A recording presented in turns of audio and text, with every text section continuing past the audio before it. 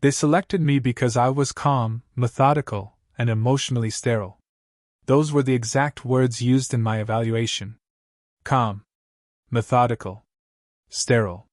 Perfect qualities, they said, for observing a developing species whose emotional volatility had already caused 3 minor diplomatic incidents and 1 unexplained marriage proposal to a trade envoy. Humans, according to the briefing, were physically unimpressive but socially dense. Their cultures were layered, contradictory, and full of symbolic behaviors that often appeared illogical but served important bonding functions. My task was simple: embed with a human host, observe daily customs, compile data, and return without interference or contamination. I was not to participate. I was not to bond. I was certainly not to misunderstand metaphors. I repeated these directives internally as my transport departed orbit and descended toward the planet's surface. Blue oceans. Green land masses. Excessive atmospheric moisture. Emotionally rich, the briefing had said, as if that explained anything. My host greeted me personally. This was immediately unusual. On my world, hosts delegated greetings to assistants or automated systems. She, however, stood waiting outside her dwelling, waving with a relaxed posture and an open expression that exposed her teeth in what humans considered a non-threatening display. "Welcome," she said, as if I were a friend instead of an interstellar assignment. I logged the behavior as informal hospitality variant A. The dwelling itself was small, warm, and inefficiently organized. Objects appeared chosen for comfort rather than utility. Soft surfaces everywhere. Textiles layered upon textiles. Seating that encouraged slouching.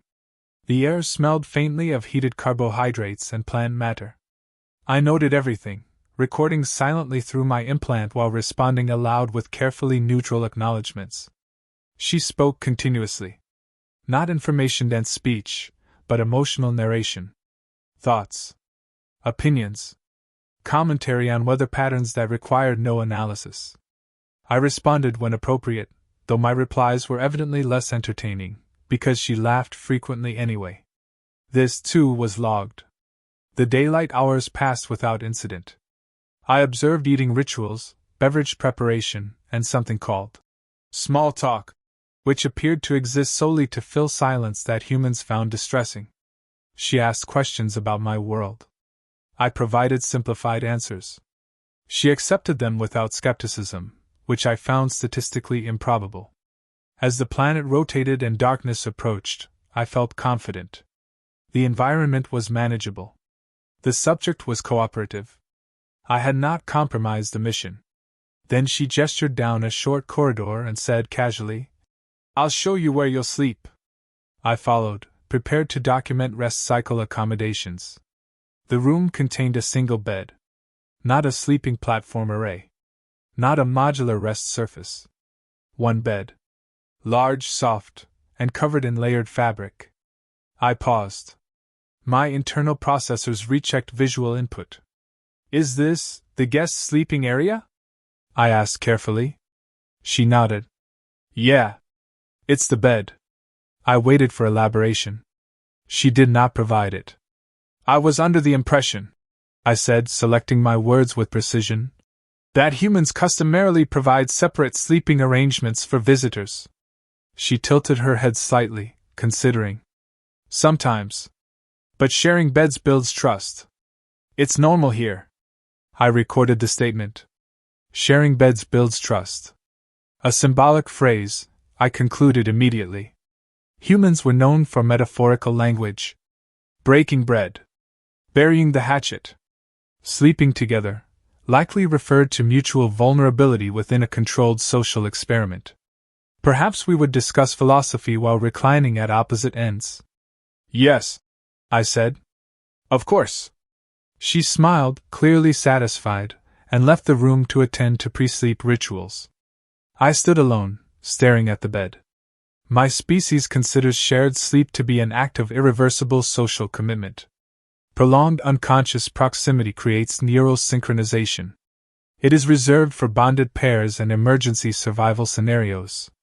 Entire treaties have been voided over accidental violations. Humans, apparently, treated it as a courtesy.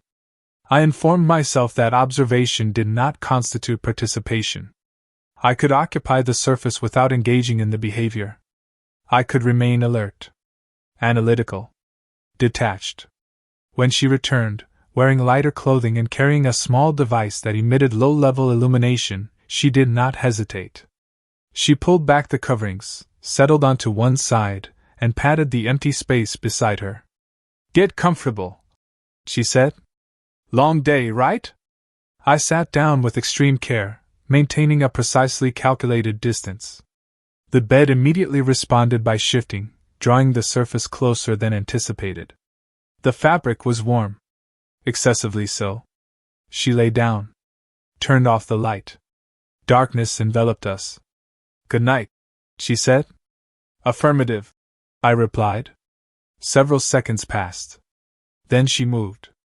Not aggressively. Casually. Adjusting position.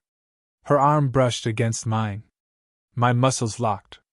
I initiated a full sensory diagnostic. Heart rate elevated. Skin receptors overloaded. Cognitive prioritization disrupted. She shifted again, closer this time, and pulled part of the upper fabric over both of us. "Sharing blankets saves heat," she murmured, half asleep. I logged it as thermoregulatory cooperation ritual. Minutes stretched. She breathed slowly. Evenly. Asleep. I did not sleep. Every minor movement registered as a potential escalation. When she adjusted the blanket, I categorized it as territorial reaffirmation. When her shoulder pressed lightly against my side, I recorded aggressive trust display. When her head settled near my upper torso, I briefly lost the ability to form complete sentences internally. At one point, her hand closed around the fabric of my garment, fingers curling unconsciously. I froze completely, convinced that any motion would initiate a cascade of consequences I was unprepared to document. I remained still for the entire rest cycle, cataloging sensations with diminishing objectivity. Warmth. Proximity. The faint sound of breathing that, disturbingly, began to synchronize with my own. By morning, my report buffer was full. I rose before she did, executing a silent withdrawal maneuver that would have impressed my instructors. In the bathing chamber, I reviewed my notes. Human bedsharing customs, preliminary findings. Symbolic intimacy misrepresented as casual behavior. Physical proximity utilized to induce psychological bonding. Subject demonstrates advanced comfort-based dominance strategies. Observer integrity currently intact but under sustained pressure. I stared at the final line for a long time. I had not anticipated that observation would be this exhausting. Nor had I anticipated that, as I left the room and she stirred slightly in her sleep, tightening the blankets around the empty space I had vacated, I would experience something dangerously close to regret.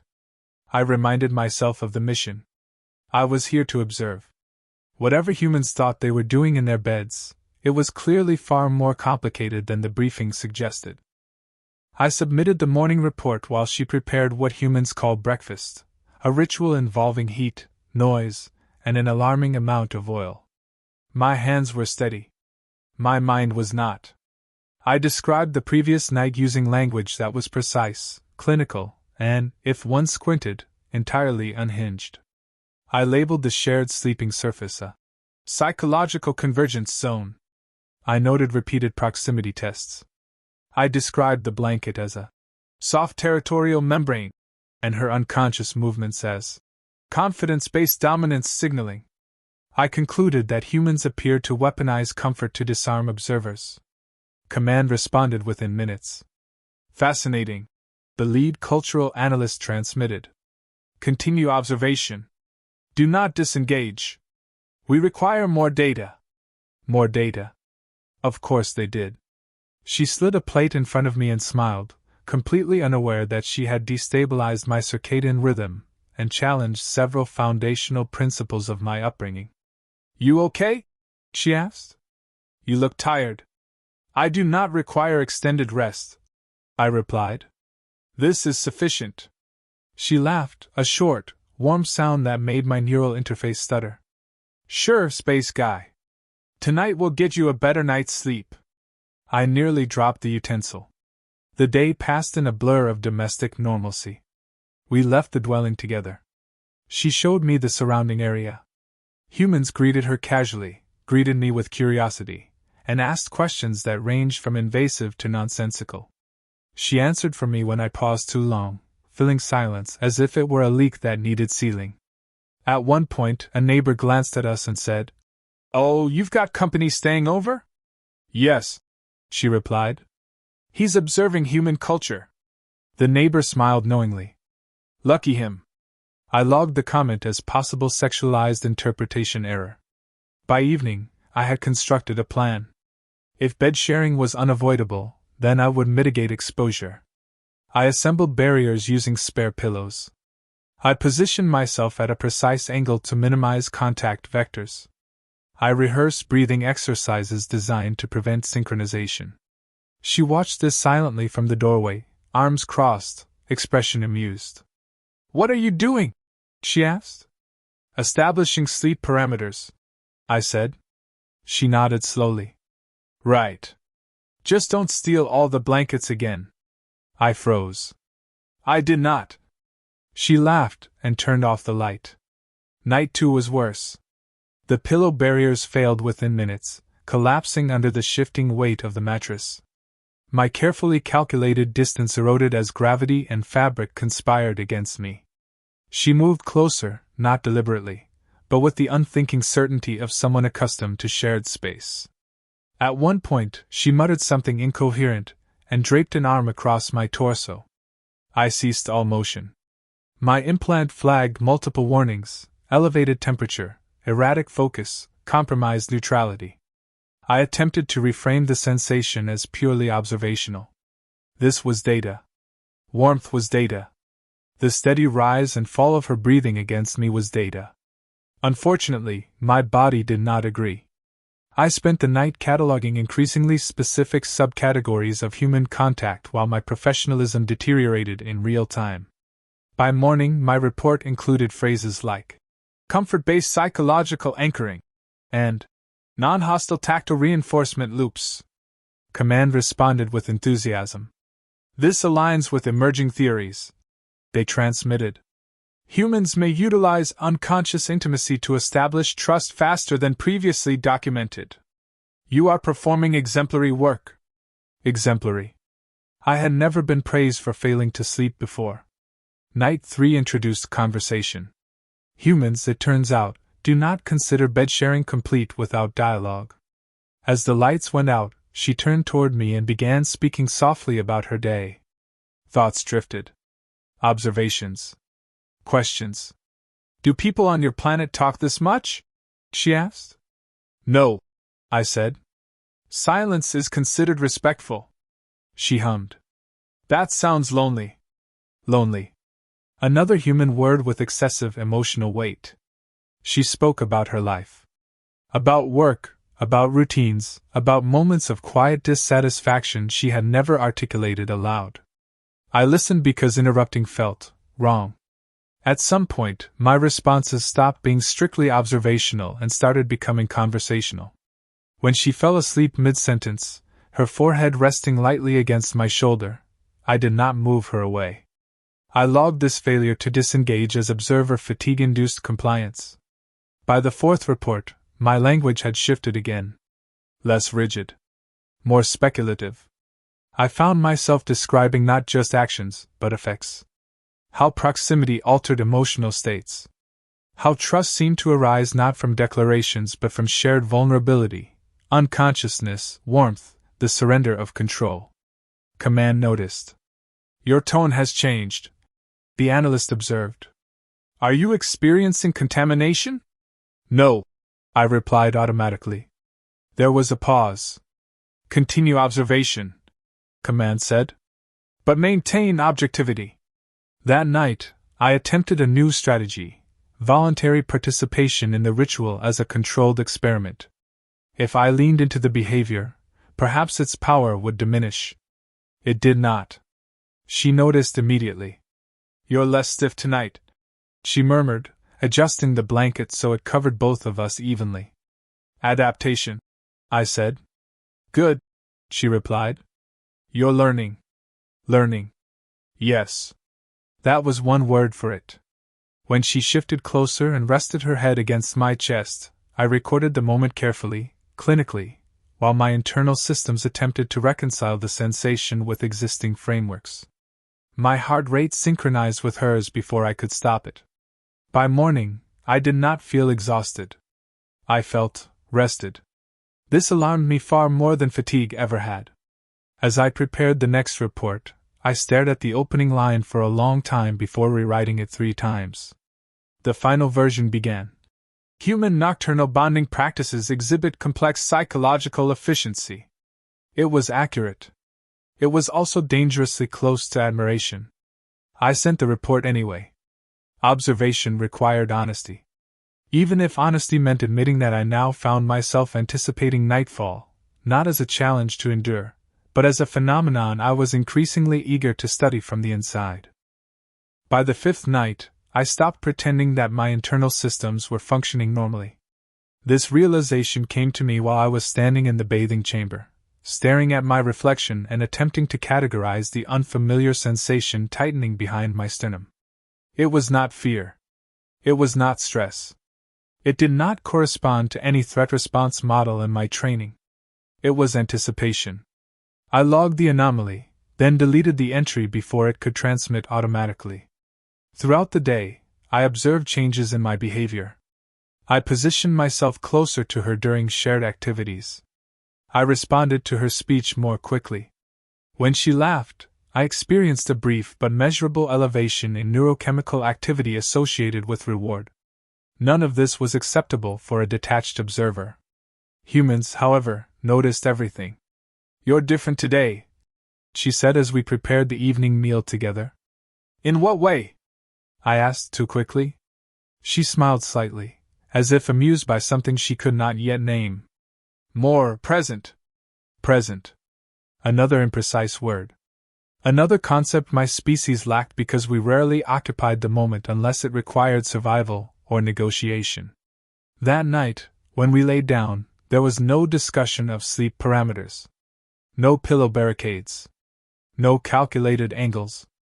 I found myself waiting until she was settled before positioning myself, an unconscious adjustment that my implant flagged as a protective instinct. I silenced the alert. She turned onto her side, facing me. Her expression softened in the dim light, features relaxed, unguarded. You don't have to stay if this makes you uncomfortable, she said quietly. The statement disrupted several internal hierarchies. I am not uncomfortable, I replied. She studied my face. You sure? Yes. This time, it was true. She smiled and closed her eyes. Within minutes, her breathing slowed. When she drifted closer, resting her head against my shoulder, I did not freeze. I adjusted the blanket instead, ensuring it covered her properly before my own comfort. I recorded none of this. In the days that followed, my reports became shorter and less frequent. Not because there was less to observe, but because translating the experience into objective language required an effort I increasingly resented. How did one quantify the way humans created safety through casual touch? How did one log the quiet trust of shared silence after midnight conversations had run their course? Command noticed the delay. You are approaching mission completion, they transmitted. Prepare for extraction within 3 planetary cycles. The message caused a sharp, unexpected contraction in my chest. Acknowledged, I sent back, though my response lagged several seconds longer than protocol allowed. That evening, she spoke about departure without knowing she was doing so. I don't usually like having people stay this long, she said, staring up at the ceiling. But you're easy to have around. Easy. Another word that carried weight far beyond its simplicity. I have attempted to minimize disruption, I said. She laughed softly. You didn't disrupt anything. You fit. Fit. My species does not believe in fitting. We integrate or we withdraw. There is no middle state. I turned my head slightly, just enough to look at her. On my world, prolonged shared rest is considered a precursor to bonding. She blinked. Like, emotionally? Yes. Permanently. She was quiet for a moment. Then she smiled, small and thoughtful. That sounds intense. It is. And here you are, she said, still sharing the bed. I considered this. Correct. Does that bother you? I searched myself for the answer and found none of the alarms I expected. No. She shifted closer, resting her hand lightly against my chest, as if testing the truth of my words. My heart reacted immediately, accelerating beneath her palm. Her eyebrows lifted. You okay? Yes, I said again, and this time my voice lacked its usual rigidity. She left her hand there. Not pressing. Not claiming. Simply present. My implant attempted to log the contact.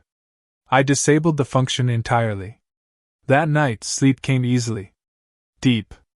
Uninterrupted. When I woke, it was with her breathing still matched to mine, her fingers curled loosely in the fabric of my garment as if she expected me to remain. I did. By the final day, I knew the truth I had been avoiding. Observation had transitioned into participation long ago. Not through intent, but through acceptance. Through small, repeated acts of closeness that bypassed my defenses and rewrote my internal frameworks. Humans did not conquer through force. They enveloped. That evening, she sensed something was wrong. Humans were disturbingly perceptive when emotionally invested. You're quiet, she said. I will be leaving soon, I replied. She turned to face me fully.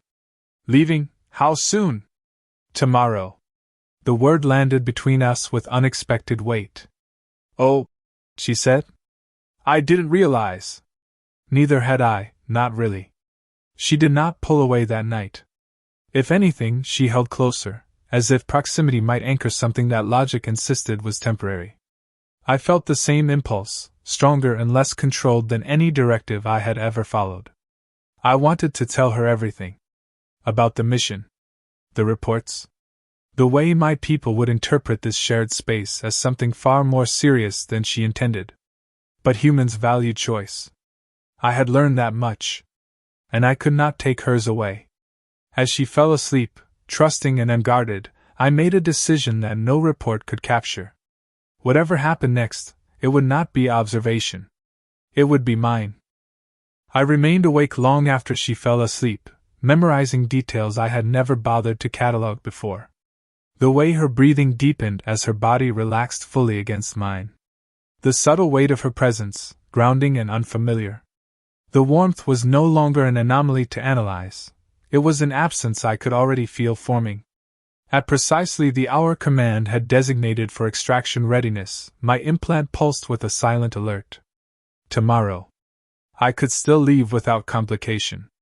I could file a final report citing successful observation of human intimacy customs, note the psychological impact, recommend revised protocols, and return home carrying data instead of consequence. That was the logical path. The approved path. It felt hollow. Humans, I had learned, often made decisions that defied efficiency in favor of meaning. I had logged that trait dozens of times with faint disapproval. Now, confronted with my own choice, I understood why they did it. When morning arrived, she noticed immediately that something had shifted. You didn't sneak out early today, she said, blinking sleep from her eyes. I had no reason to, I replied. She smiled, then hesitated, studying my face more carefully than usual. You're thinking too hard again. Yes, I admitted. We spent the day together in a quiet, deliberate way. No rushed movement. No idle distractions. She showed me places she hadn't bothered to mention before, small, ordinary things that suddenly felt important because they were being shared intentionally. I observed myself responding not as a scientist, but as someone who wanted to remember. As the light faded, the alert pulsed again. Extraction window approaching. That night, when we lay down, I did not wait for sleep to claim her first. There is something I must disclose, I said. She stiffened slightly, then turned toward me. Okay.